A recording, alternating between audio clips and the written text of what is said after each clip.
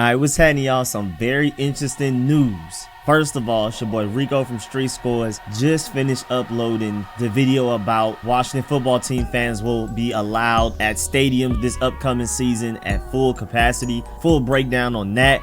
But then I saw the news that we were hosting left tackle Charles Leno Jr. from the Bears. I love it! This is exactly what I've been waiting for.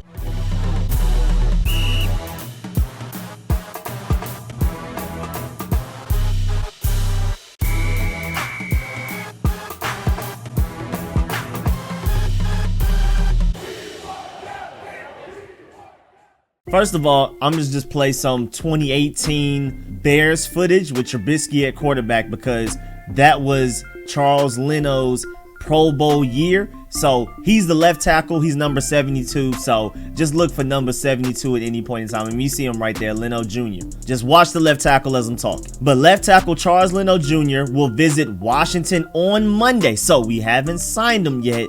Not guaranteed that we will, but I really hope we do. He was released by the Chicago Bears earlier this week as a cap casualty. He was a cap casualty after the Bears drafted Tevin Jenkins, and they plan on playing Tevin Jenkins at left tackle. They saved $11.3 million in cap, and they only take on a $5 million cap hit, so they really saved a little over $6 million in cap space by releasing him. That's probably why they drafted Tevin Jenkins. Again, it's not because Charles Leno is not a really good tackle. It's because they wanted to save money. Save $6 million in net cap by releasing Charles Leno and hope that your recently drafted Tevin Jenkins could do the same thing but at a way cheaper price. And Charles Leno was in the last year of his deal when they just cut him. So that's really interesting. And this was his second contract. He signed for 4 years, $37 million with an average salary of $9.25 each year back in 2017 with the Bears. This was the last year of his contract and they felt like it was just best for them to move on. But not even talking about his ability as far as how good of a run blocker he is, how good of a pass blocker he is, his strength, his explosion, his anchor, his balance, all of that, all of that stuff is cool. But I think the main reason we may end up signing him is because he has made 93 consecutive starts. And again, he was a Pro Bowler back in 2018. And this is all coming from a 7th round pick in 2014. I mean, he far exceeded expectations. That was a crazy steal for them back then. Not many people knew when they drafted him, but he would end up outplaying that 7th round pick value tremendously. And I know we just drafted Samuel Cosmi in the 2nd round to play left tackle, but he can also play guard and right tackle. And he's a developmental guy, freak athlete, 2nd most athletic tackle drafted into the NFL since 1987, but he's raw. I mean, with him being that freak of an athlete, stronger, more explosive, faster, quicker, all of that stuff more than Trent Williams, according to his RAS and the way he tested, that has to be a reason he makes it to the 2nd round. Either he's a terrible character, he's the opposite of that, or he's very raw, which is Samuel Cosmi's case here. We already know Chase Roulier has a center position on lock. Brandon Sheriff, if he's still going to be here, has the right guard position on lock. Morgan Moses has right tackle on lock. It's just an open competition for left guard, who I feel like Eric Flowers will end up winning. And Cornelius Lucas is a solid starter. I was perfectly okay with him starting. And Samuel Cosmi is the developmental guy. And now we're talking about Charles Leno getting added into the mix again. You can look on film and see how well he can block. And I'm going to talk about some of his Pro Football Focus numbers and rankings and things like that soon. But I think most importantly, he made 93 consecutive starts and reached the Pro Bowl in 2018. Very dependable. 93 consecutive starts in the past 7 seasons. 7th round pick. And he started every game over the past 5 seasons and is only 29 years old. Not even 30 yet. Never know, he could still get better. And back in 2018, his best year, his only Pro Bowl year so far in his career, he was the starting left tackle on a top 12 offensive line of the Chicago Bears, holding it down. And to just bring him into this equation with all of these offensive linemen we have, if you're just talking about left tackle and left guard alone as far as competition, and I'm mentioning everybody because several of these guys can play both guard and tackle. If we sign Charles Leno, you have him, Cornelius Lucas, Samuel Cosmi, Wes Schweitzer, Jerron Christian, Sadiq Charles, who probably has the 2nd highest ceiling only behind Samuel Cosmi because of how much of a freak athlete he is. but Sadiq Charles, if he's able to get fully healthy, has a higher floor than in Samuel Cosmi. Sadiq Charles's tape at LSU looks way better than Samuel Cosmi's tape at Texas. But again, Samuel Cosmi is a freak athlete, so his ceiling is higher. But don't forget about Sadiq Charles if he's able to get healthy. And don't forget Eric Flowers, who I feel like may win the left guard battle. He was starting at left guard, and then he left us in free agency for the Dolphins, and then came right back. And I'm expecting him to outplay all of these guys, or at the very least be the week 1 starter. Maybe Sadiq Charles explodes onto the scene, is able to stay healthy, and takes over. But right now, I think Eric Flowers has the edge on the guard position so far, but again, he can be dethroned. But still, you have Charles Leno, Cornelius Lucas 2, Samuel Cosmi 3, Wes Schweitzer 4, Eric Flowers 5, and Sadiq Charles 6, all competing for 2 spots right now.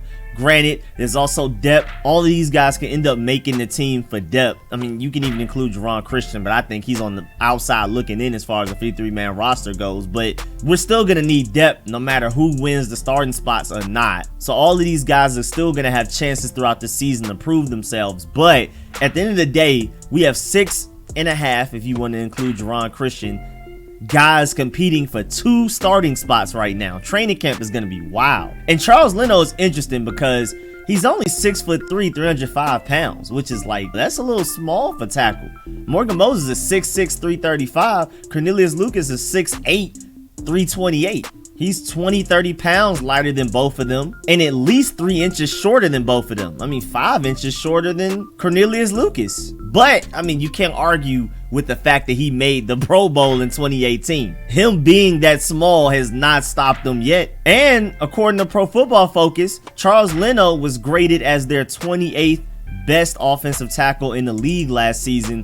And again, that wasn't even his best season. 2018 was his best season. They gave him a 69.4 pass blocking grade, a 74.5 run blocking grade, and an overall of a 74.6 grade last season, which is better than anything we basically have gotten from Cornelius Lucas or Jerron Christian. And again, I think Cornelius Lucas is solid. We had a top half of the league offensive line last year with him starting at left tackle. But this is still an upgrade. This is still a veteran day one, you know what you're getting upgrade. And again, he's only 29, so it's not like he can't get any better. I'm not saying that he will, but it's still there. And if you can get 2018 out of him consistently, then we're shooting up for a top 10 offensive line easily, maybe even top 5. But back in 2019, one of his worst seasons, literally his second worst season of all time. The only season he had worse was his rookie season in 2014. Back in 2019, he had a 58.6 overall grade.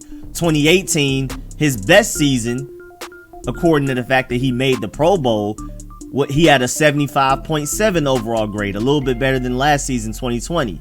And in 2017, that's when Pro Football Focus felt he had his best season. Even though he didn't make the Pro Bowl, maybe he went under the radar.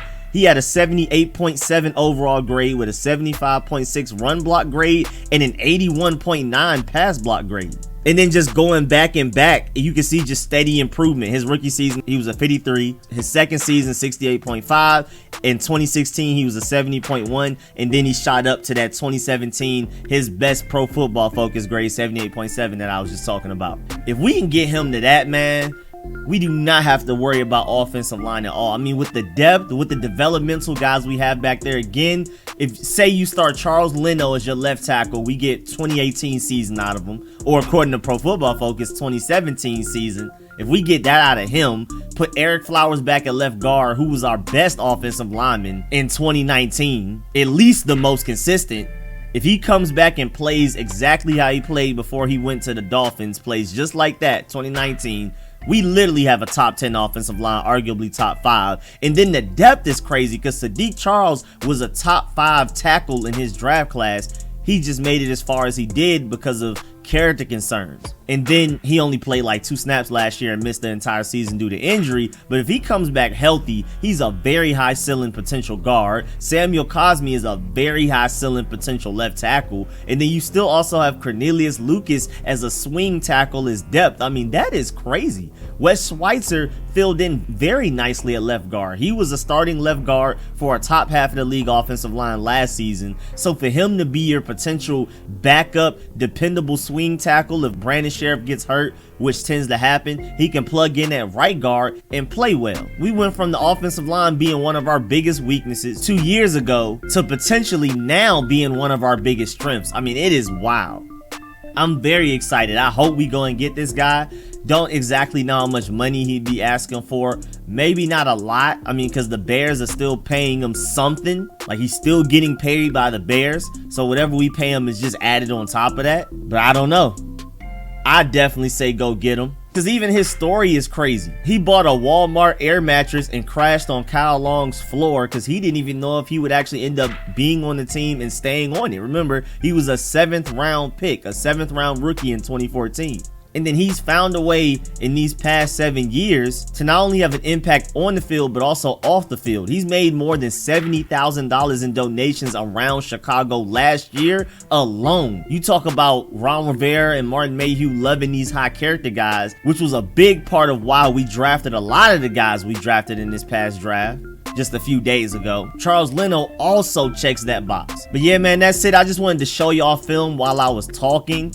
But if we sign him, I may do a film session on him. But as of right now, I'm not entirely too sure if we will sign him. So I'm going to hold out for that. But I did want to show y'all some of his film while I was talking about him and breaking down why he would be such a great signing. I really hope we do it. But man, please get in the comment section and let me know how you feel about this entire situation. Let me know if you want us to sign him. Do you feel like it's too much? Do you feel like we already have too many offensive linemen? Or are you like me and it's just like, hey man, the more the merrier, especially a Pro Bowl level left tackle. I don't know how you don't sign that, but again, get in the comment section, let me know how you feel about the situation and about our potential offensive line depth going from one of our biggest weaknesses 2 years ago to one of our biggest strengths potentially going forward. And also, please like this video if you liked it. If you learned anything, please subscribe if you haven't. Hit the bell next to the subscription button so you get more informative and opinionated videos like this one.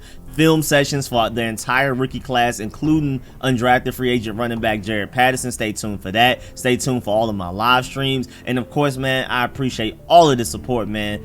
Big time. Shouts out to everybody that donates to the channel. Huge. Big shouts out to everybody that's a member to the channel. Huge. Especially the Pro Bowl sponsors whose name you see scrolling on the screen right now. Even more huge. And a special shouts out to my only All-Pro sponsor out there, man.